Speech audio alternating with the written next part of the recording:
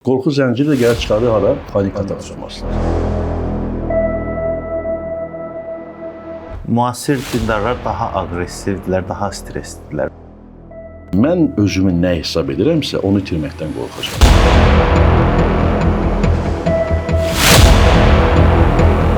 Qorxu hissi isə sol tərəf maraqlarında verir daha çox.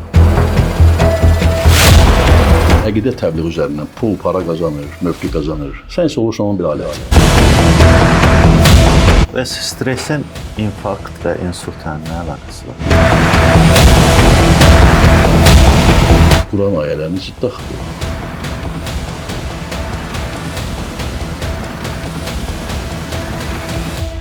Salam dostlar, hər vaxtınız xeyir olsun. Demə YouTube kanalında Sağlam Həyat layihəmiz davam eləyir.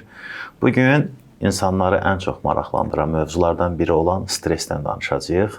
Hamı deyir ki, stresin var, amma bəzi adamlar da var ki, stresin nə olduğunu bilmir. Qonağımız psixoterapevt Əlin Ağayevdir. Əli bəy, xoş gördük sizi. Minnətdarım dəvətə görə, çox sağ olun. Həmişə sizlə belə podkastlarınızın birində olmağı arzulamışdım əslində. Bu da bugün qismətiymiş. İnşallah. Davam eləyərik, inşallah. Davamlı olar.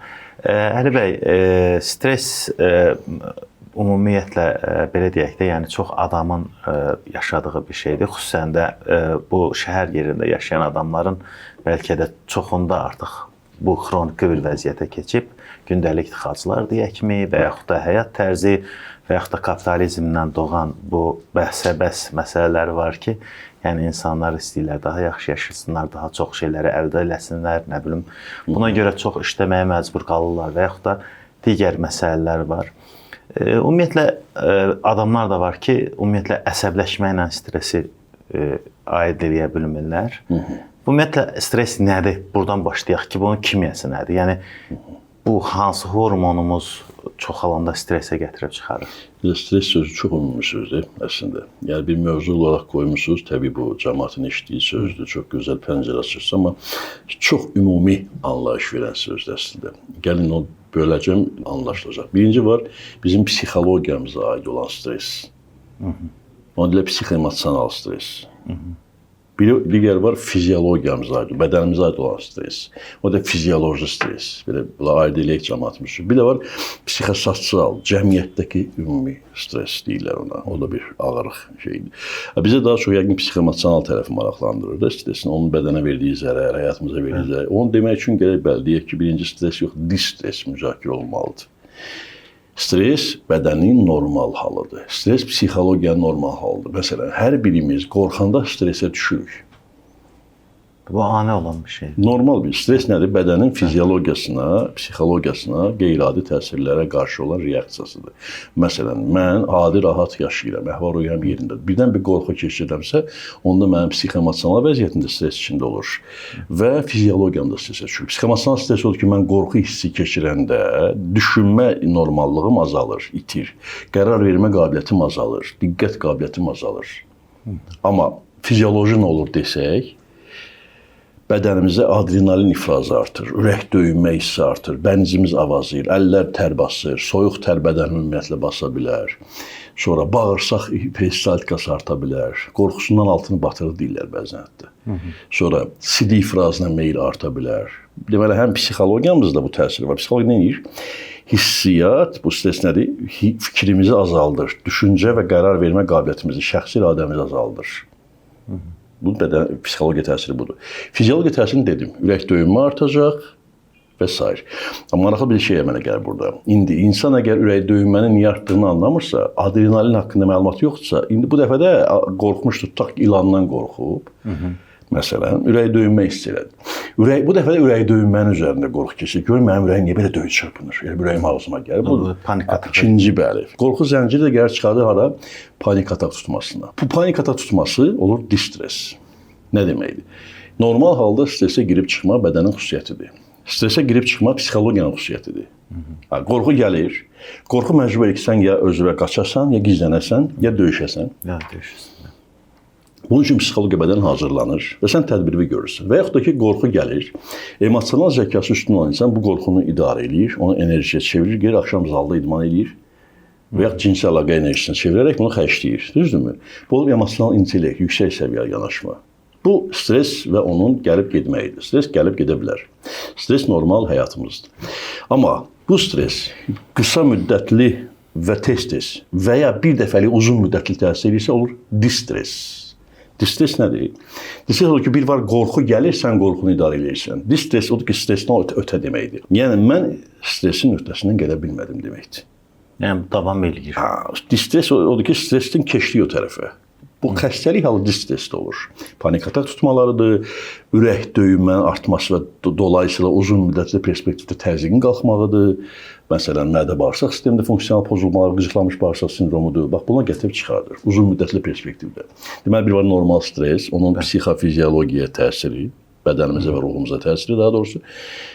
Bir də var nə? Onun distres variantı.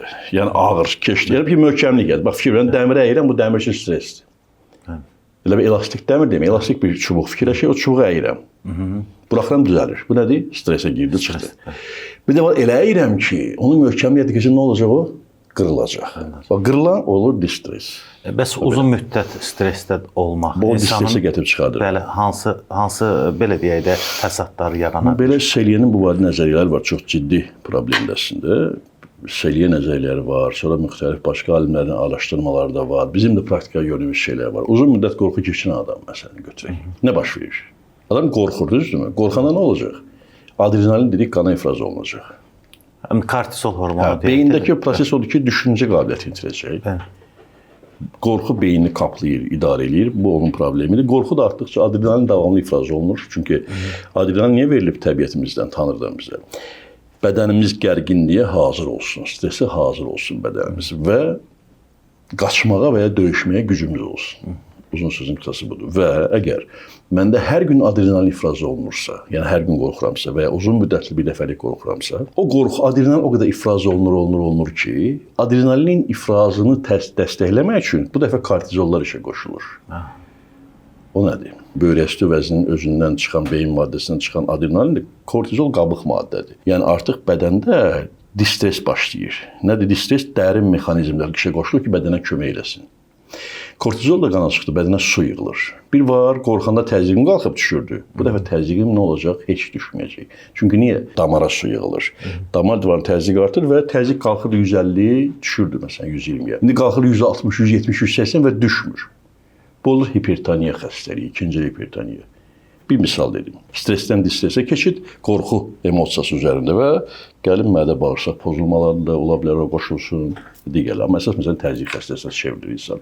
Şəkərli diabet xəstəsinə çevrilir. Mədə xorası yaranır. Bir çox xəstəliklər ortaya çıxır.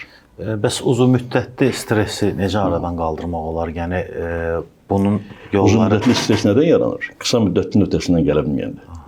Qısa müddətlinin bir ötəsindən gəlmə öyrətmək lazım. Düzdür, siz düz deyirsiniz ki, pasiyent o hala düşür ki, artıq heç qısa müddətli stres yadına düşmür. Əvvələ qayıtmağa çətin olurdu. Deyir ki, mən ocu gəlib təşviş yaradır da stres. Hətta bir şey deyim, üzr istəyirəm, sözünüzü unutmayın. Məsələn, uzun müddətli stres o qədər yorur adamı ki, qısa müddətli stres ona belə dərman kimi gəlir ki, bəlkə də orada başı qarışır da, müəyyən başqa bir problem çıxanda o uzun müddətlini biraz unuda bilir. Yəni, uzun müddətli stressin əslində belə deyək də bizim təkcə siz dediyiniz kimi mədə, bağırsaq falan məsələlər deyil, həm də yaddaşmaza da bildiyim qədər diqqət cəmləyə bilmirəm, yaddaşım pozulur əlbəttə. Qorxu, stres deyəndə daha çox qorxu üzərində bir kökləndik. Əslində elə daha çox qorxudan yaranır. Amma uzun müddətli perspektivdə həmin o stres depressiyaya da aparıb çıxardır. Məsələn, mən bir şeyi şiddətlə arzulayıram, tutaq ki, ona çata bilmirəm. Onda ona məyus oluram. Məyus olanda da artıq həyatdan küsürəm. O da ayrı bir problemdir. İndi siz deyirsiniz, uzun müddətli stres necə aradan qaldırmaq olar? Dünya görüşünü dəyişməklə, kökündən dəyişməklə. Stres nədən olur? Psixoemosional stres və distres. Mən bu dünyaya ciddi baxıram. Yəni elə bilirəm ki, bu dünya ciddi, gerçək dünyadır. İtirmə qorxusu da bura daxildir. Hamısı oradan gəlir, əmələ gəlir, əlbəttə. Sənə elə gəlir ki, sənin mənliyin bu bədəndir sadəcə və bədəninə bağlı olan qohumların və çevrəndir. Qohumların, çevrən, yaxın, uzaq qohumların və çevrən sənin bir psixoemosional mühitin formalaşdırır, psixososial mühit formalaşdırır. Yəni doğmalıq atmosferi. Mən bunlardan ibarətəm.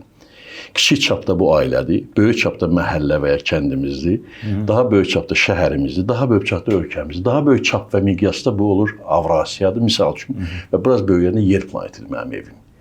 Bu yer planeti dağılsa mənim axırım nə olacaq? Planeti də itirməkdən qorxanlar var da, meteorit dəyəcək, nə olacaq və s. Yəni, məsələ belədir. Mən özümü nə hesab edirəmsə, onu itirməkdən qorxacam. Bu bilmənalıdır. Mən özüm bu bədən hesab edirəmsə, mən davamlı stres içində olacam. Mümkün deyil ki, olmayam. Bu dünyanın ciddi baxaramsa, davamlı stres içindəyim. Özü də 21-ci əsrdə ki, insanları yükləyiblər ki, mütləq sən uğur qazanmalısın. Mütləq sən birinci olmalısın. Mütləq sən belə evlənməlisin. Bir dəqiqə deyən görüm, niyə evlənməliyəm, soruşmuruq. Niyə mən uğur qazanmalıyım? Niyə mən, məsəl üçün, sizin yerinizdə olmalıyım? Mənim öz yerim, öz xəttim var. Bəlkə mən heç nə istəmirəm. Bir Türk filmi var, Mandıra Filosofu deyə. Çox gözəl film, istəyərdim, amma baxsın ona. Yəni, adam biri milyonerdir, şəkər, diabet və təzyiq xəstəsi. O birisi heç nə atıb, babasından qalan bir ərazidə inək saxlayır, qoyun saxlayır, pomidor yetişdirir, toyuqlardan yumurta alır, səhərlər qayğanağını yeyir. Dünya da vecinə deyil. Sağlam, o birisində qoşur özünü də başlayır sağlamlaşmağa. Yavaş-yavaş çörək, yumurta, pomidor yumurtaya batırıb yeməyə başlayır. Hansı ki olmaz deyirdilər. Yəni, nədən gedir söhbət? Stresin kökündə nə durur? Özümüzdən aralanmağımız, urbanizasiya anlayışı, şəhərləşmə anlayışı, insanların daha sıx, nə qədər təcrübə olsa, daha sıx yaşayışı. Bir yandan tədqiqatlar göstərir ki, maraqlı bir şey var. Uzun ömürlüyün sirri genetik faktor plus idman deyilmiş. Genetik faktor plus yemək içmək deyilmiş. Uzun ömürlüyün sirri neymiş? Yaxınlarınla sevgi dolu, sosial münasibətlər, qohumlarla bayramlaşmalar, nə bilim, yeyib içmələr, bu birgə məclislər insanın ömrünü uzadırmış. Yaxşı, bəs qohumun biri öləndən olur. Siz düz deyirsiniz. Onu da bilirsiniz, özü qorxu, itirmək qorxusu daha çox ağıllı insanlarda, düşüncəsi çox olan, geniş olan insanlarda olur. Ki, hədə hər şey əladır, bəs sabah böləcək, ondan olacaq. Başlayır stresə və yaxud təşvişə düşməyə. Dünyaya ciddi baxırsansa, o günə düşürsən. Necə elə ciddi baxmayaq, bu ayrı söhbətin mövzusudur. Qeyri-ciddi baxaq, onda vəzifələrimizi icra eləməyək. Bəlkə məsuliyyətsiz mi olaq? Yeri gəlmişkən, dünyaya qeyri-ciddi baxış məsuliyyətsizlik demək deyil. Oyuna girdinsə, su qabağı girdinsə, içməlidir. Amma oyun olduğunu bilmək şərti ilə. Əli bəy, bu son dövrlər, ümumiyyətlə də belə deyək, son 10 ildə daha çox sosial şəbəkələr, veb saytlar, xəbər axını davamlı olaraq axır. Məsələn, biz koronavirus dövründən götürsək, elə təqdim olunurdu ki, mən elə düşünürəm ki, insanların çoxu virusdan yox, panikadan öldülər. Bax, indi də çıxıb təzə bir hantavirus epidemiyası göyə yayılacaq, belə bir şey var. Yenə xəbərlər gəlir. Əvvəl onun xəbəri gəlir, sonra virus gəlir adətən. Bax, bu çox xəbərlər oxumaq lazım olmadı. İndoneziyada məsələn, tutaq ki, kamaz aşıb, 2 nəfər ölüb. Bu xəbərləri oxumaq necə insanları stresdə saxlaya bilir? Yəni, informasiya çoxluğu stresə səbəb ola bilərmi? Təbii, səni, məni idarə etmək istəyən qüvvələr var və nə qədər desək, kompl nəzərlər ağılsızlıqdır, xeyr, ağılsızlıq deyil və həmişə bunu düşünməkdə fayda var. Düşünmək bizi qoruyurmu? Bəli, xeyli qoruyar bunu anlamaq. Anlamaq ki, informasiya müharibəsi gedir, bəli. İnformasiya qorxu yaratmaq üçün istifadə olunur. Qorxu yaratmaq niyə lazımdır? Bir neçə səbəbə görə. Qorxan insanı qorxunun aradan qaldırılması yollarını göstərməklə o üsulları satmaq olur. Həm də idarə eləmək. Dini cərəyanları satmaq olur, dərmanları satmaq olur və s. Yəni, qorxunun təsiri altında mən neyiniyim filan şey ilə, filan şey də məndədir, gəl məndən al. Yəni, bu şəkildə informasiya idarə olunması, bayaq kimi özü, yəni dünyaya ciddi baxanda əlbəttə qorxacaqsın. Hantavirus Hollandiyada başlamış olsa, sən bugün burada koronavirus yaddaşı ilə ilan vuran ala çatıdan qorxar prinsipi ilə qorxmağa başlayacaqsın. Qorxanda da başlayırsan, təşviş içində olan insan necə olur? İdarə olunan olur. Çünki sən nə olur, bayaq dedik axı, qorxu ağlımızı öz idarəmizdən çıxardır. Yuxusuzluq deyirəm, çox zərər eləməz. Yuxusuzluq haqqında qorxu var, ha. Yaxşı yatmadım, mənə nəsə olacaq. O da bir ağlımı itirməyə qorxusun bir növüdür o da. O da qorxu, nəyisə itirməyə qorxusun. Nə itirəcəm, ağlımı itirəcəm, çünki yuxusuz qalıram. Nə itirəcəm, ürəyim xəstə olacaq, çünki yuxusuz qalıram.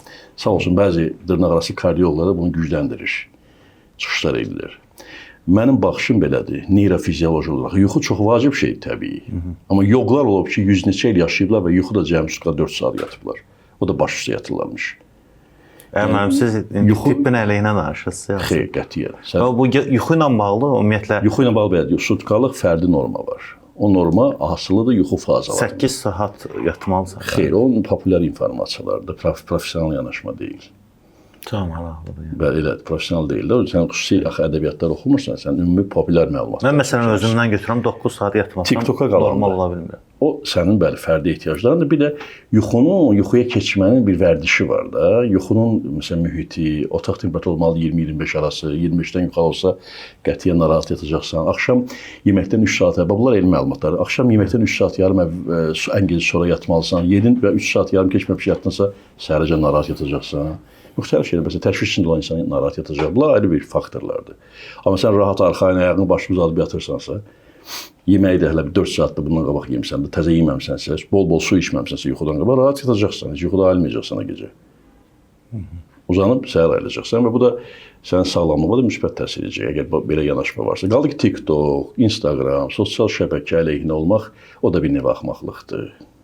Ona öyrətmək ki, uşaqlarınızı qoymayın, internet işlətsin, kompüter işlətsin, telefon işlətsin, sosial şəbəkədə olsun. Bu da mən ağıllı bir yanaşma hesab eləmirəm. Güya hansısa milyarder oğlunu 11-ci sinifə kimi qoymayıb telefon işlətmək özü bilər, onun öz problemidir. Özündən soruşsan Allah bilir 3-cü sinifdən işlədibdir, elektrik şeylər ona görə milyarder olubdur. TikTok olsun, məhəllə olsun, mənim üçün bunlar eynidir. Sadəcə həcm bir fərqi var. Sənin atan məsəl üçün onu həvəsləndirən məlumatdan, motivasiya verən məlumatlar məhəllədə olsa gəlib orada oturacaqdı. Şimdi çatdıra bilirəm, yəni insan ünsiyyət üçün var. Ruhumuzun yeganə ehtiyacı ünsiyyətdən aldığı həzdir. O ünsiyyət ki, bizim aramızda çatışmır, onu sosial şəbəkə ödəyir. İkinci, sosial şəbəkə insana öz sifətini dəyişdirərək fikirlərini ifadə etmək imkanı verir. O heyterlər var, əfsanəvi heyter anlayışı. Ağzına gələn söyüb batırırlar. Gizli niklər altında. Və bu insanın o özünü sağaltma metodlarıdır.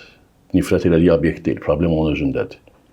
Bunlar həm sosial şəbəkənin müsbət cəhətləri, insanlara özünü ifadə imkanları verir, bəzi şeylərə imkan verir, amma əlavə stres yaradırmı? Yaradır, bəli.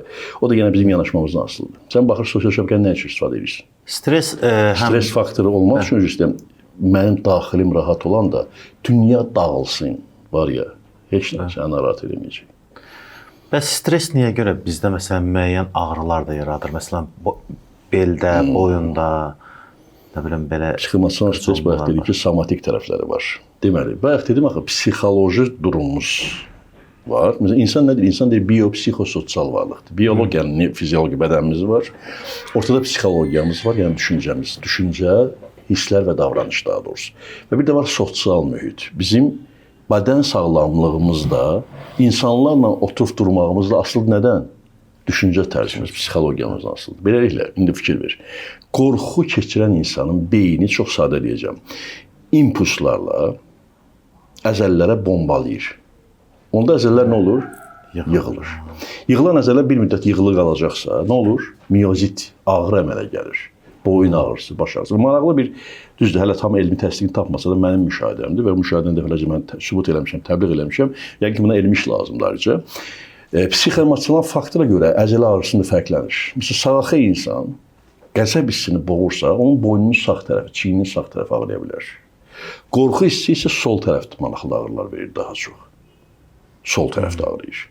Bel, qol, çiyin. Sonra psoriazın özünün görünməsi. Əldə görünən psoriazla, psixoloji durumu ilə insanın, sinədə görünən psoriazı, insanın psixoloji durumu fərqlidir. Çox maraqlı belə müşahidələrim var mənim, neçə 20 ilə yaxın müsahidə işlədiyim üçün. Yəni, psixosomatik anlayışı var da, psixogen, somatik dəyişikliklər anlayışı var. Psixologiyamız bədəndə bayaq misallar çəkdim, axı təzyiqlə bağlı. Eyni dəyişikliklər əzələdə yaradır, mədə bağırsaqda yaradır və s. Bunlar bədənimizin quruluşu qaydası. Niyə? Mən qorxuram ki, qaçmalıyam. Əzələmdə gərginlik yaranırmı? O gərginliyi işlətmədim, nə olacaq o gərginlik? Canımda qalacaq da. O gərginlik başlayacaq mənə atmağa. Məsələn, yoga niyə dəbə düşüb? Yoga, məsələn, relaksasiya öyrədir. Tənəffüsün müşahidəsi, pranayama, tənəffüsün dayandırılması, saxlanması, bədənin relaksasiyası, əzəllərin soyulması, saxlanması. Bunlar hamısı o, düzdür, qorxunu aradan qaldırmasa da o təşviş və stresin fəsadlarını biz azaldır.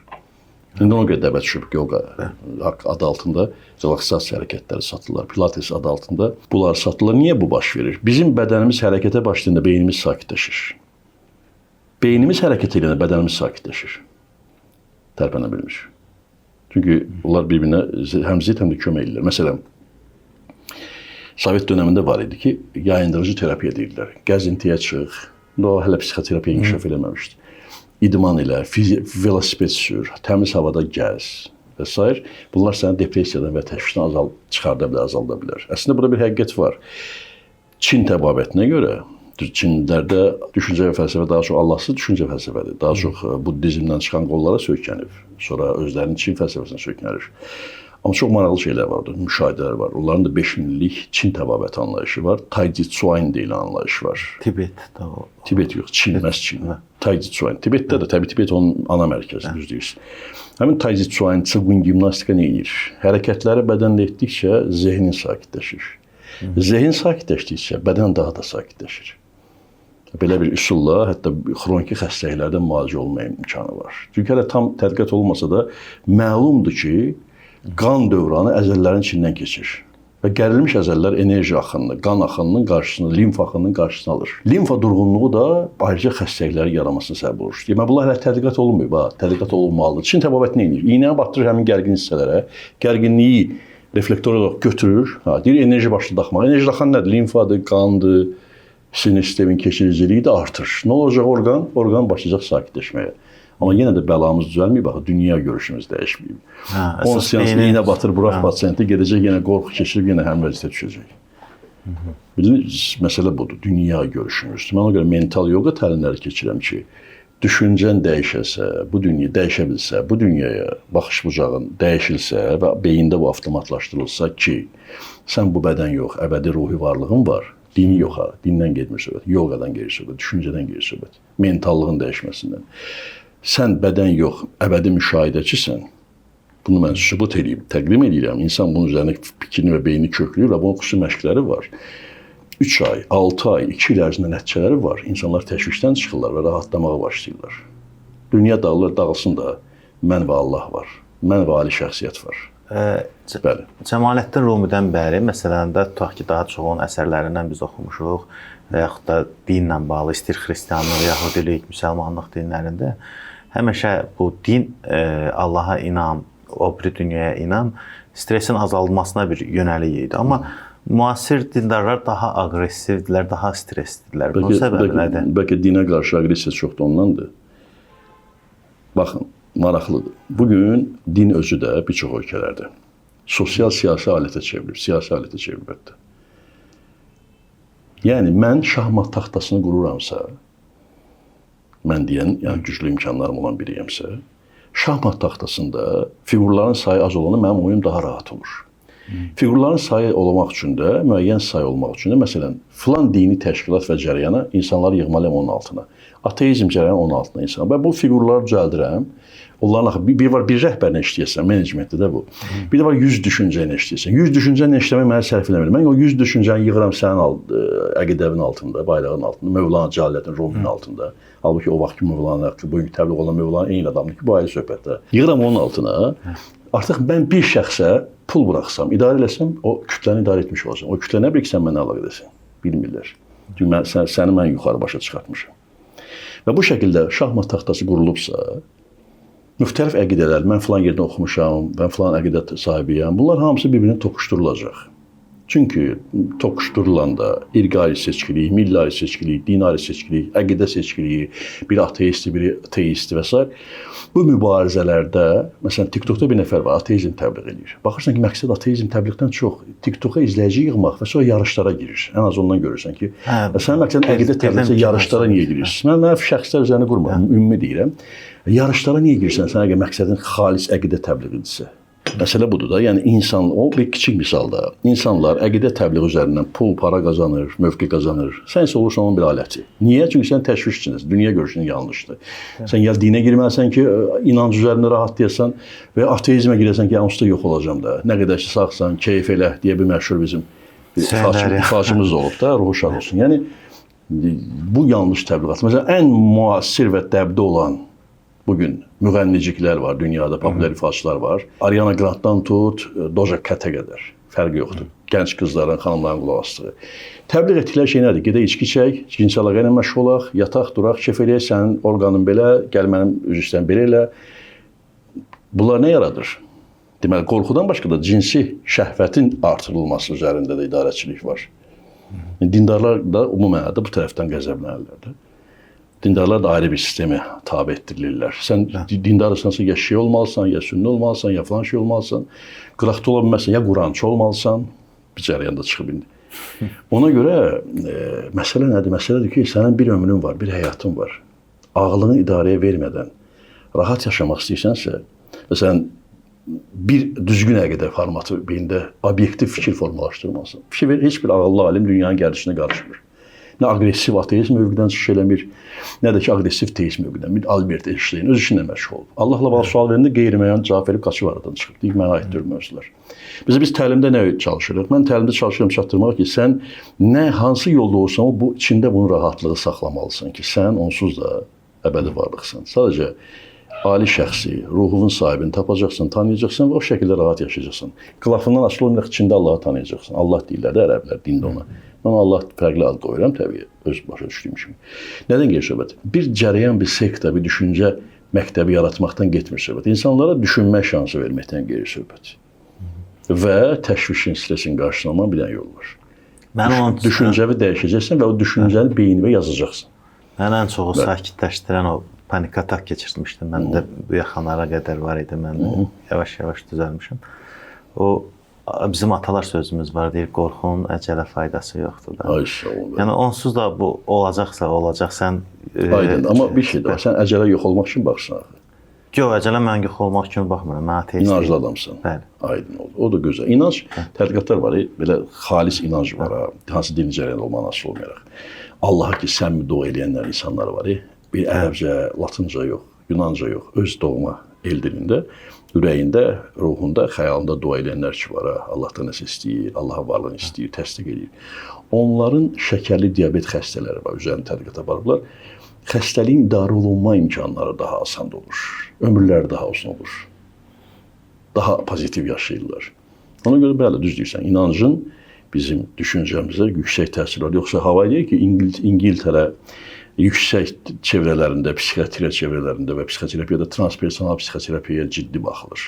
Ateistlər daha çox stresli olurlar. Xeyr, elə deyil. Onun tədqiqatı aparılmayıb, ona görə biz onu iddia edə bilmərik. Mən çünki pasientlərin içində hər ikisi var. Daha çox, mən sizə səmimi deyim, daha çox inancı olan insanlar gəlir. Maraqlı insan inanc içindədir, namazını qılır, amma təşviş pozuntusu. Quran ayələrini ciddi axı bu. Yəni, əgər baxsan. Quran deyir ki, lə təxaf, qorxmayın deyir. Deyir, lə təhsən, innəllahı mənə, hüzünlənmə, yanındayam deyir. Bə niyə hüzünlənib depresiya düşürsən? Bəs niyə qorxursun? Deməli, o inanc da dağılıb gedib də. İnanc dediyi şey elə belə bu öyrəşdiyi rituallardır. İçində o əqidə yoxdur. Ona görə dindar, ateist, onların psixopozusu daha çox olur deyə bilmərəm. Amma mən nəyə müşahidə eləmişəm? Aqressiv ateistlər ki var, ateizm təbliğ edenlər, çoxunda travmatik hekayələr var. Atasının itkisi, atasından, anasından olan aqressiv, negativ münasibətlər, travmalar var, toksik münasibət travmaları var. Sonra post-travmatik stres müharibə travmaları var. Onlar deyir, yaxşı, Allah var etsə filan şey mənim başıma niyə gəldi deyib etiraza qalxırlar. Və Allahın yoxluğunu təsdiq eləmək üçün hər vasitədən istifadə edirlər. Bunu tapandan sonra da öz düşüncələr subyektiv olaraq başlayırlar bunu təbliğ eləməyə. Çünki o təbliğat onları sakitləşdirir, daha da əmin olurlar ki, bax, dindarlar məndən canlı yayıma çıxdı, hamısını biabır elədim, yola saldım. Mən düz deyirəm, Allah yoxdur. Allah olsaydı mənim dostum döyüşdə yanımda mənə də partlayıb ölməzdi. Allah niyə qoydu o yaxşı olan ölsün? Məntiqsiz əslində bir obyektiv olmayan yanaşmadır. Çünki ilahi mövqe biraz fərqli və əbədi mövqedir və bu dünya oyundur. Bir sənə yoxdur, PUBG oyununda filan mənim tankımı niyə vurdular deyib oyunun proqramistini inkar eləmək kimi bir şeydir. Oyunun proqramisti oyuna müdaxilə etməzsən, ona xahiş eləməsən. Yəni belə bir düşüncən olsa, onda rahat olacaqsın. Və bu bizim birinci həyatımız deyil desən, qarşıya gələn, başına gələnlərin də karmik tərəflərini də anlayacaqsın. Onda təşvişin olmayacaq. Bəs stresin infarkt və insultla nə əlaqəsi var? Əlaqəsi odur ki, bilsincədir, onlar paralel gedən və bir-birini gücləndirən hallardır. Məsələn, birinci bayaq dedim axı, insan daimi stressdədir ki, damar daralır axı. Daimi stressdə olan insan təzyiq yüksək olanda damar daralır. Damar daralır. Üstəlik mən quzu kebabını xoşlayıb yeyib içən adamamsa, mal əti də çox yeyirəmsə, ateroskleroza meyilli genetikamda varsa, damar da darıdsa, onda mənim infarkt olma ehtimalım artırmı? Artır. İnfarkt psixologiyadan yaranmır, amma infarktın sürətlənməsi, ortaya çıxmasında psixologiyanın bir növbəli rolu var. Düşüncə tərzinin, qorxuların, stresin bir növbəli rolu var əlbəttə. Məntiqlə də götürəndə. Çünki damar, bir var damarın o aterosklerofik düyünlə damar divar tutulubdur, amma damarın mənfəzi gen rahatdır. İnsan rahatdır. Ona qan gedəcək axı. Bir də insan qorxu keçirən insan, damar nə olacaq? Daralacaq. Daralanda nə olacaq? Mənfəz daralsa, həmin o bляшка deyirdi ya, rusca, aterosklerotik düyün qabağını kəsəcək və infarkt tutması, stenokardiya tutmaları və s. olacaq. Təzyiq xəstəliyinin ağırlaşması və s.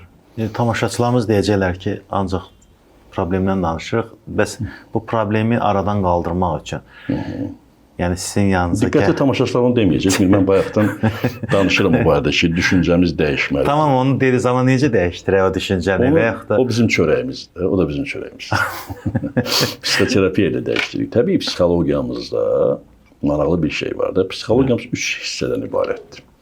O icran tamaşası deyir, bəyin deyir, 2 məsələsi var kimi belə bir sözdür. Psixologiyamızın 3 tərəfi var. Kökündə mentallığımız, yəni kognitiv funksiyalarımız durur, düşüncəmiz. Onun üzərində formalaşır emosiyalarımız, qorxu, qəzəb, hiss, nifrət və s. Onun üzərində formalaşır davranışımız, reaksiyalarımız. Aydın fikir, yəni düşüncə, emosiya və davranış. Terapiyada biz nə edirik? Biz düşüncəni dəyişdiririk ki, qorxu azalsın və davranış da düzəlsin. Düşüncə də ibarətdir müxtəlif tərkiblərdən. Nə olursun, yeni düşüncə beyni əkilir. Yeni düşüncələ sən razılaşırsan, hə, bu doktor beləymiş, insight deyirlər ona. Kəşf edirsən ki, doğrudan mən səhv düşünürəmmiş ki, ilan alaçatı deyil axı. Ki, mən ilan vurubsa, mən alaçatıdan da qorxmalıyam. Xeyr, ilan da, alaçatıdır. Bunu dərk etdim mi? Okey, dərk etdim. Amma uşaqlıqdan ilana alaçatı kim baxımsa, alaçatı ilan kimi qorxursan, qarışdırırsan. Atandan nifrət edirsənsə, ərvə qarşı yönəldirsən. İlan vuran alaçatı mövzusudur bu da. Və bunu ayıra bilməyə başlayırsan. Ayırandan sonra beynində o yeni fikri əkməlisən. Yeni fikri əkə-əkə dünyaya baxış dəyişir, emosiyalar rahatlayır və s. Yəni, bəs dərman müalicəsi olurmu burada? Yəni, dərman müalicəsi açıq deyim, psixiatra təyin edirlər. Mənim təklif edə biləcəyim var məsələlər var. Onlar qida əlavəsi formatında ola bilər, bitkisel qarışıqlı ola bilər. Bəli, dəstək üçün, bizim stolun üstədir, bəlkə ola bilsin, tamaşaçılar görür bayaqdan. Bu qabafos müəyyən sosial şəbəkələrdə də təbliğ eləmişəm. Bu qabafosun tərkibində sinir sisteminin funksiyalarını yaxşılaşdıran maddələr var. Bax, 2 dənə neyron götürək. Mən yeni fikir əkəndə beyni çox sadə bir izahdır. Bu elmi izah daha dərindir. Bu kobud sadə izahdır. 2 dənə neyron arasında yeni əlaqə qururam axı. Niyə? Əvvəlki əlaqə düşüncə əlaqəsi. Ki, bu ilan və alaçatı eyni şeydir. Bu bir 2 neyron arasında əlaqə idi. İndi yeni əlaqə qurmalıyam. Bu əlaqə ondan güclü olmalıdır ki bu ilan alaçatı deyil. Qorxum azalsın deyə. Yeni fikir. O fikir yox, inandı, artıq qəbul etdi, dərk elədi. Onu beyni əkməliyəm. Bunun üçün təkrarlar lazımdır. Bir karate müəllimi öz tələbəsinə zərbə blok öyrədir. Düzdür, o gedib ondan döyüşə bilərmi o dəqiqə? Hər gün zalda 1000 dəfə onun bu zərbəni məşq edəcək ki, gedib döyüşə bilsin. Döyüşdə nə üçün lazımdır o məşq etmək? Avtomatlaşdırır. Düşünmədən zərbə vuracaq, düşünmədən blok qoyacaq karate müəlliminin öyrətdiyi fəndə. Çünki məşq edib hər gün. Biz də yeni fikri beynə taxmaq üçün məşq elətdiririk. İlan alaçatı deyilmiş. Mən bunu qəbul etdim. İlan alaçatı deyilmiş. Mən bunu qəbul etdim. Bu yeni əlaqə qurur. Bu əlaqə üçün də qabafos kimi qida maddələri lazımdır. Niyə? Çünki sinir sisteminin funksiyası yaxşılaşır onda. Tok diyeti cərəyan keçiriciliyi yaxşılaşır. Sinir hüceyrələri daha da gümrah olur. Onda yeni əlaqəni qurmaq işimiz asanlaşır. Ona görə olur, bəli, pasientlərə biz qida əlavələri, qabafos kimi qida əlavələrini təklif edirik. Yəni, bildiyimə görə qabafos həm də... Bunu reseptlə təyin etməyə ehtiyac yoxdur da. Ona görə biz təklif edə bilirik. Və hətta deyə bilərəm ki, təşvişdə sinir sistemini maddəsəl gücləndirmək üçün, funksiya yox, funksiyanla biz məşğul oluruq, psixoterapiya məşğul oluruq. Maddəsəl, yəni sinir sistemini gücləndirmək üçün düzgün tikinti materialı vermək üçün sinir sistemi, bax belə, qabafos kimi maddələr lazımdır. Həm də yaddaşı gücləndirir bildiyimə görə qabafos. Yaddaş təbii, o həmin şeydir, onu demək istəyirəm. Mən yaddaş nədir? Yaddaş təkrarlardır. Gücləndirirsiniz ki, yaddaşda həmin fikrə əkirik, onu demək istəyirəm. O fikri cəmləyirsən, onu hündürdən təkrar edirsən, o da yaddaşdır elə. Yeni yaddaş formalaşdırırıq da. Biz incidən köhnə yaddaşımızda ki, ilan vurub çatıya da ilan kimi baxırıq. Yeni yaddaş deyəndə ilan vurub ya, amma çatı ilan deyil. Ərim atam deyil. Ərimlə dalaşmamalıyam. Ya yoldaşım anam deyil. Yoldaşımla dalaşmamalıyam. Anama da olan iddiam mənim. Yoldaşımın günahı yoxdur. İlanla alaçatını ayırmaq. Bildin mi? Onu da yeni fikir əkəndə bir də təkrar edirəm ki, sinir sisteminin tikinti materialı lazım olur.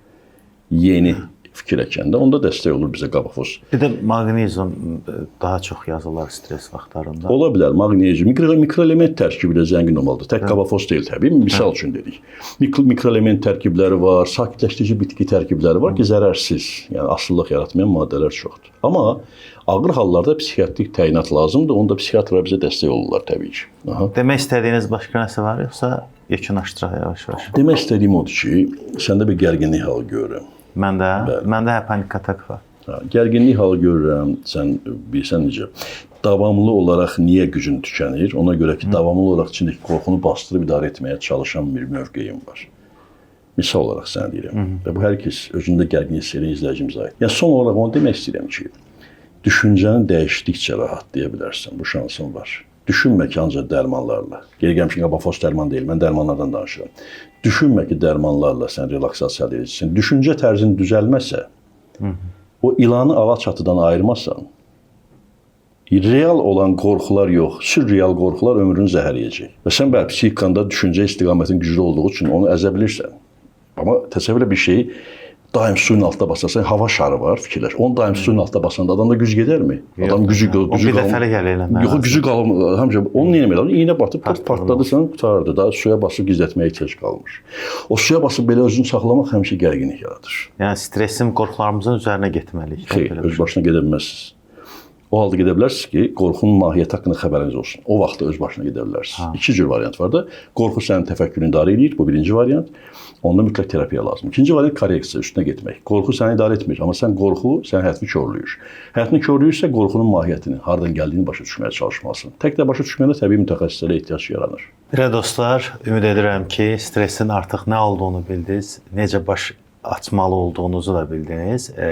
Daha belə deyək də ağır stresslə mübarizə aparırsınızsa, həkimimizə müraciət edə bilərsiniz. Həkim sizə təşəkkür edirəm. Mən də sizə təşəkkür edirəm. Çox sağ olun. Həqiqətən də çox faydalı bir müsahibə olduğunu düşünürəm. Amma bir müsbət, pozitiv tərəfini mütləq deyim. Yaxşı həm söhbətsiniz, yaxşı həm söhbət sən deməyə xoşlayıram mən. Və niyə? Çünki məndə o faylları aça bildin. Beyindəki fayllar var, məlumat bazası, hansı ki, insanlara çatdırmaq lazımdır. Ona görə minnətdaram. Dəvətə görə xüsusilə. Çox sağ olun.